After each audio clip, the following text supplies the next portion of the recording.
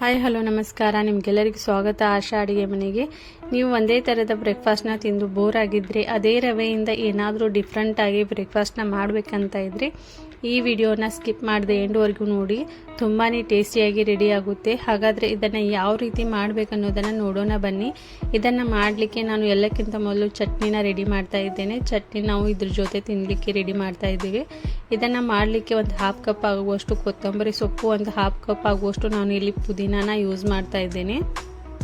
ಒಂದು 3 ಹಸಿ ಮೆಣಸಿನ್ಕಾಯಿನ ಯೂಸ್ ಮಾಡ್ತಾ ಇದ್ದೇನೆ. ಅದರ ನಂತರ ನೋಡಿ ಒಂದು ಅರ್ಧ ಇಂಚದಷ್ಟು ನಾನು ಇಲ್ಲಿ ಹಸಿ ಶುಂಠಿನ ಹಾಕ್ತಾ ಇದ್ದೇನೆ. ಅದರ ನಂತರ ನಾನು ಒಂದು ಹಾಫ್ ಕಪ್ ಆಗುವಷ್ಟು ಹುರ್ಗಡ್ಲೆನ ಹಾಕ್ತಾ ಇದ್ದೇನೆ. ಅದರ ನಂತರ ನೋಡಿ ನಾನು ಇಲ್ಲಿ ಒಂದು ಅರ್ಧ ಬೆಳ್ಳುಳ್ಳಿ ಗಡ್ಡೆನ ಇಲ್ಲಿ ಸುಲಿದು ಕೂಡ ಹಾಕ್ತಾ ಇದ್ದೇನೆ. ಅದರ ನಂತರ ಒಂದು ಹಾಫ್ ಟೇಬಲ್ ಸ್ಪೂನ್ ಆಗುವಷ್ಟು ನಾನು ಉಪ್ಪನ್ನು ಕೂಡ ಹಾಕ್ತಾ ಇದ್ದೇನೆ.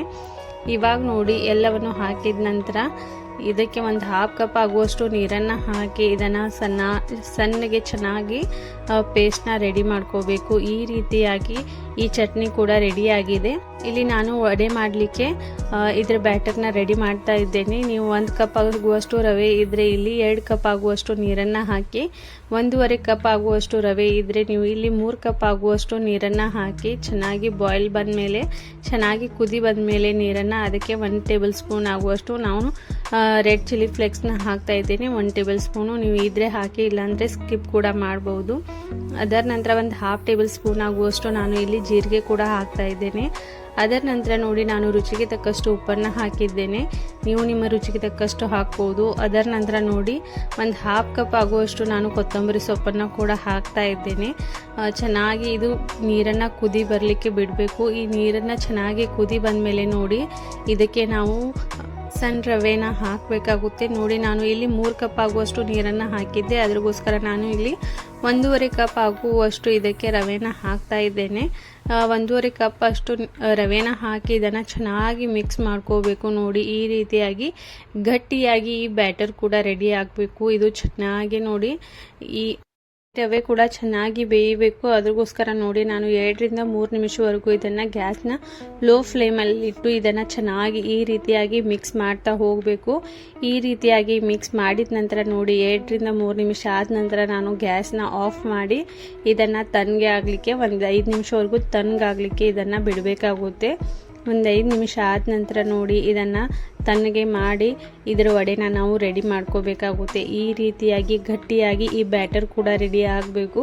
ಇವಾಗ ನೋಡಿ ಈ ಬ್ಯಾಟರ್ ರೆಡಿ ಆದ ನಂತರ ನೋಡಿ ಒಂದು ಉಂಡೆ ರೀತಿಯಲ್ಲಿ ಇದನ್ನು ರೆಡಿ ಮಾಡ್ಕೋಬೇಕು. ಉಂಡೆ ರೀತಿಯಲ್ಲಿ ರೆಡಿ ಮಾಡಿದ ನಂತರ ನೀವು ಬೇಕಾದರೆ ಸ್ವಲ್ಪ ಕೈಗೆ ಆಯಿಲ್ನ ಅಪ್ಲೈ ಮಾಡಿ ಅದರ ನಂತರ ಈ ರೀತಿಯಾಗಿ ಉಂಡೆ ಮಾಡೋದ್ರಿಂದ ತುಂಬ ಈಸಿಯಾಗಿ ಈ ವಡೆಗಳು ಕೂಡ ರೆಡಿ ಆಗುತ್ತೆ. ಇಲ್ಲಿ ನೋಡ್ಬೋದು ಯಾವ ರೀತಿ ಉದ್ದಿನ ವಡೆನ ರೆಡಿ ಮಾಡ್ತೀವಲ್ವ ಅದೇ ರೀತಿಯಾಗಿ ಸೇಮ್ ಟು ಸೇಮ್ ನಾವು ಅದೇ ರೀತಿಯಾಗಿ ಇದನ್ನು ರೆಡಿ ಮಾಡ್ಕೋಬೇಕಾಗುತ್ತೆ.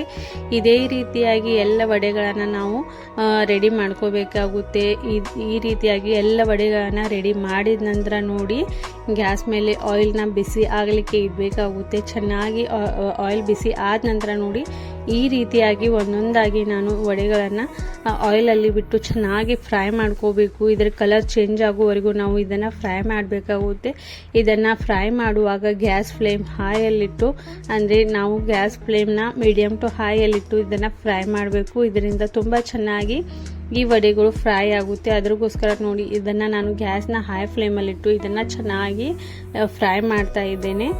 ವಡೆಗಳ ಕಲರ್ ಚೇಂಜ್ ಆಗುವವರೆಗೂ ನಾನು ಇಲ್ಲಿ ಫ್ರೈ ಮಾಡಿದ್ದೀನಿ. ನೀವು ನೋಡ್ಬೋದು ಇದೇ ರೀತಿಯಾಗಿ ಉಳಿದಿರುವ ಎಲ್ಲ ವಡೆಗಳನ್ನು ಹಾಕಿ ನಾನು ಒಂದೊಂದನ್ನಾಗಿ ಹಾಕಿ ಈ ರೀತಿಯಾಗಿ ಆಯಿಲಲ್ಲಿ ಕಲರ್ ಚೇಂಜ್ ಆಗುವವರೆಗೂ ನಾನು ಇದನ್ನು ಫ್ರೈ ಮಾಡಿ ಈ ರೀತಿಯಾಗಿ ಎಲ್ಲ ವಡೆಗಳನ್ನು ನಾನು ರೆಡಿ ಮಾಡ್ಕೊಂಡೇನೆ. ಇವು ನೋಡ್ಬೋದು ಎಷ್ಟು ಚೆನ್ನಾಗಿ ವಡೆಗಳು ಕೂಡ ಫ್ರೈ ಆಗಿದೆ. ಈ ರೀತಿಯಾಗಿ ಇನ್ಸ್ಟಂಟಾಗಿ 5 ರಿಂದ 10 ನಿಮಿಷದಲ್ಲಿ ಈ ಬ್ರೇಕ್ಫಾಸ್ಟ್ನ ನೀವು ಮಾಡಿ ಎಂಜಾಯ್ ಮಾಡಿ ಮಕ್ಕಳಿಗೆ ಕೂಡ ಮಾಡಿಕೊಡಿ. ತುಂಬಾ ಟೇಸ್ಟಿಯಾಗಿ ರೆಡಿ ಆಗುತ್ತೆ. ಒಂದು ಸರ್ತಿ ಟ್ರೈ ಮಾಡಿ ಹೇಗಾಗಿದೆ ಅಂತ ಕಮೆಂಟ್ ಕೂಡ ಮಾಡಿ ಹೇಳಿ. ಇದೇ ರೀತಿಯಾಗಿ ಹೊಸ ಹೊಸ ವಿಡಿಯೋಗಳನ್ನು ನೀವು ನೋಡಬೇಕಂತ ಇದ್ದರೆ ಎಲ್ಲಕ್ಕಿಂತ ಮೊದಲು ನನ್ನ ಚಾನಲ್ನ ಲೈಕ್ ಮಾಡಿ, ಶೇರ್ ಮಾಡಿ, ಸಬ್ಸ್ಕ್ರೈಬ್ ಮಾಡೋದನ್ನು ಮರಿಬೇಡಿ. ಸಬ್ಸ್ಕ್ರೈಬ್ ಮಾಡೋದ್ರಿಂದ ನಾನು ಇನ್ನೂ ವಿಡಿಯೋಸ್ಗಳನ್ನು ಮಾಡಲಿಕ್ಕೆ ಮೋಟಿವೇಟ್ ಆಗ್ತಾ ಇರ್ತೇನೆ. ಇದೇ ರೀತಿಯಾಗಿ ನನಗೆ ಸಪೋರ್ಟ್ ಮಾಡಿ, ಲೈಕ್ ಮಾಡಿ, ಶೇರ್ ಮಾಡಿ, ಸಬ್ಸ್ಕ್ರೈಬ್ ಮಾಡೋದನ್ನು ಮರಿಬೇಡಿ. Thanks for watching this video. Thank you so much.